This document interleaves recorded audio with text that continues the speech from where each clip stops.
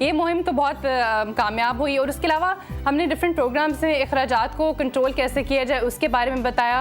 और मज़े की बात ये हुई कि इस प्रोग्राम के थ्रू बहुत सारे लोगों से हमारे लिंक भी डेवलप हुआ। वो इस तरह के जब हम प्रोग्राम करते रहे तो इतने सारे लोगों ने हमें कांटेक्ट किया कि हम ये करते हैं, हम वो करते हैं, और उनको हम यहाँ पर लेकर आए, उनको प्रमोट भी किया। बहुत सारे लोगों ने कहा कि हम लोगों के लिए ये करते हैं। और एक मिनट,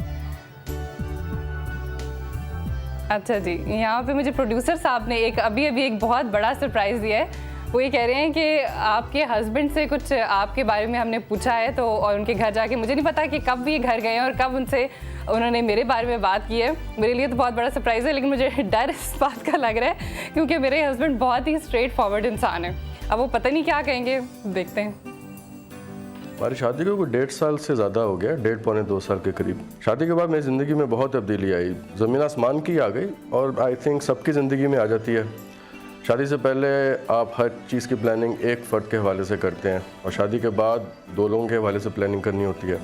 पहले मैं कहीं जाता था तो जहाज़ का टिकट एक इंसान का लेता था, अब मैं कहीं जाता हूँ तो 2 इंसानों का टिकट लेना होता है। और फिर आपको एक कंपेनियनशिप मिल जाती है, आप हर चीज़ एक दूसरे से शेयर करते हैं, जो भी अच्छा मूड हो, बुरा मूड हो, दिल की बातें आप किसी से कह सकते हैं, किसी की बातें सुन सकते हैं। और सबीन मेरी wife, she is a very good listener, तो वो मेरी बातें सुनती है और मेरी बातों को समझती है।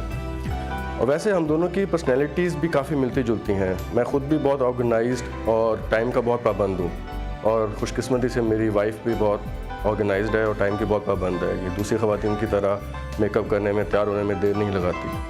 तो हमारे दरमियान बड़ी अच्छी कंपेटिबिलिटी है जी। सबको घर का खर्चा सिखाती हैं और ख़ुद एक्सीलेंट, बेहतरीन घर का खर्चा मैनेज करती हैं, इट्स क्लोज टू परफेक्ट। हमने अपने घर का एक बजट बनाया हुआ है, और हर महीने का हम एक घर का बजट सेपरेट कर लेते हैं, और मैं इसके हवाले कर देता हूँ घर का बजट। फिर ये तमाम अखराजात के हवाले से सेपरेट कर लेती है सब चीज़ों के पैसे, कि बिजली का बिल कितना देना है, ग्रॉसरी कितनी करनी है, सर्वेंट्स को कितने पैसे देने हैं। तो तमाम पैसे वो महीने के शुरू में सेपरेट कर लेती है, और फिर सारा महीना वो उसी हिसाब से घर का खर्चा चलाती है। और अब तक 1.5 साल के अरसे में कोई एक भी महीना ऐसा नहीं गुजरा कि हमारा घर का बजट आउट हुआ हो, बल्कि कुछ ना कुछ तो सेविंग ही हो जाती है हर महीने। ये तो एक बड़ा ही एक सब्जेक्टिव चीज़ है। फजूल खर्ची किस हवाले से, मेरे ख्याल में ये अपने टोटल बजट से आउट नहीं होती। कुछ अखराजात हैं वो मेरे हिसाब से ज़्यादा कर लेती है, लेकिन कुछ में कमी कर लेती है। फॉर एग्ज़ाम्पल मेरे ख्याल में ये कपड़ों पे ज़्यादा खर्चा कर लेती है, और मेरे ख्याल में ये अपनी गाड़ी के ऊपर कम खर्चा करती है। मैं इसकी जगह हूँ तो कपड़े कम खरीदूँ, गाड़ी पे ज़्यादा खर्चा करूँ, लेकिन ये टोटल खर्चा मैनेज कर लेती है, तो उसमें फिर इसको हम फजूल खर्ची नहीं कह सकते। जैसा कि मैंने बताया कि कपड़ों पे, मेकअप पे, बैग्स वगैरह लेने में कुछ ज़्यादा खर्च कर लेती है, लेकिन आई गेस के ख़वातीन इसी तरह ही करती है। लेकिन सारी तनख्वाह तो मैं नहीं देता हूँ, जितना घर का खर्चा है, जितना बजट है उतनी ही देता हूँ, तो बाकी तनख्वाह तो अपने पास ही रखता हूँ। और वो ये है कि हमारे दरमियान आज तक 1.5 साल हो गया हमारी शादी को, हमारे दरमियान कभी बजट के मामले में, घर के बजट के मामले में कभी बहस नहीं हुई। ना मैंने कभी इससे हिसाब मांगा है, और ना इसने कभी मुझसे एक्स्ट्रा पैसे मांगे। पॉकेट मनी भी एक बजट है, वो उसमें शामिल है, और उसके अलावा मुख्तलिफ मौके पे आप कुछ और खर्चा भी कर लेते हैं, कुछ गिफ्ट्स वगैरह एक दूसरे से हम शेयर कर लेते हैं। लेकिन ये बात मैं बता दूं कि हमारा बड़ा ऑर्गेनाइज्ड है, हमारा बजट भी बहुत ऑर्गेनाइज्ड है, फिक्स्ड है, पॉकेट मनी भी बहुत ऑर्गेनाइज्ड है, कोई चीज़ प्लानिंग से बाहर नहीं होती, क्योंकि मैं खुद भी इसी किस्म का हूँ और ये भी इसी किस्म की है। खर्च के हवाले से या शादी के हवाले से मैं एक मैसेज देना चाहूँगा कि मियाँ बीवी को एक दूसरे से एक हद तक इंडिपेंडेंट होना चाहिए।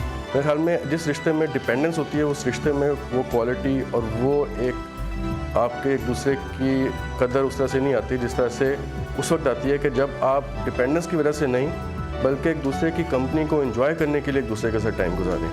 और इसीलिए मेरी हमेशा से ये ख्वाहिश थी कि मैं एक प्रोफेशनल लड़की से शादी करूं, क्योंकि लड़कियां जब काम करती हैं तो वो आदमियों की प्रॉब्लम्स को ज़्यादा बेहतर तरीके से अंडरस्टैंड कर सकती हैं। और मेरी वाइफ शुरू में कार नहीं चलाती थी, तो मैंने इसको शुरू के 1-2 महीने बड़ी मेहनत करके कार चलानी सिखाई, ताकि इसको आइडिया हो कि कार चलाना भी एक बड़ा ही टायरिंग काम है। और अभी इसको अंडरस्टैंड करती है, इसको समझ है, इसलिए घर के बहुत से छोटे छोटे काम, मेरे काम, अपने काम ये खुद कर लेती है, मुझे परेशान नहीं करती। इसी तरह जब ये जॉब करती है तो इसका जो माइंड का फोकस है वो किसी और तरफ भी होता है। घरेलू ख़वातीन होती हैं, उनके माइंड का सारा फोकस जो है वो अपने शौहर की तरफ होता है, और वो शौहर को मेरे ख्याल में ओवरबर्डन कर देती हैं। मेरी जो वाइफ है उसका जहन का फोकस एक अपने काम की तरफ भी है, जिसमें वो बहुत इंटरेस्ट लेती है, तो उसको उसकी जो लाइफ की एक्सपेक्टेशंस हैं वो मेरे अलावा किसी और ज़रिए से भी हैं। वो अपनी सारी खुशियाँ सिर्फ मुझसे नहीं मांगती, वो किसी और ज़रिए से भी उसको उसकी ज़िंदगी की खुशियाँ मिल रही हैं, जिसकी वजह से मैं बहुत कम बर्डन फील करता हूँ और मैं बहुत अच्छी लाइफ गुजारता हूँ उसके साथ। इतना कुछ मैं तो हैरान हूँ कि पूरे 1.5 साल में एक साथ इतना कुछ मेरे बारे में नहीं कहा जितना कि 5 मिनट में साकिब ने कह दिया। मैं तो अपनी टीम वालों को कहूँगी कि रोज़ जाएं और रोज़ मुझसे छुप के जो है ना रिकॉर्ड कर लें मेरे बारे में बातें और मुझे सुना दिया करें, मेरा दिन बन जाएगा लिटरली।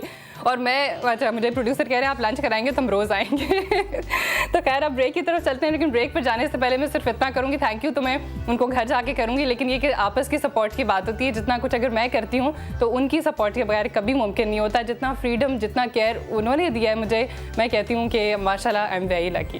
ब्रेक की तरफ चलते हैं, आप देखते रहिए CNBC पाकिस्तान।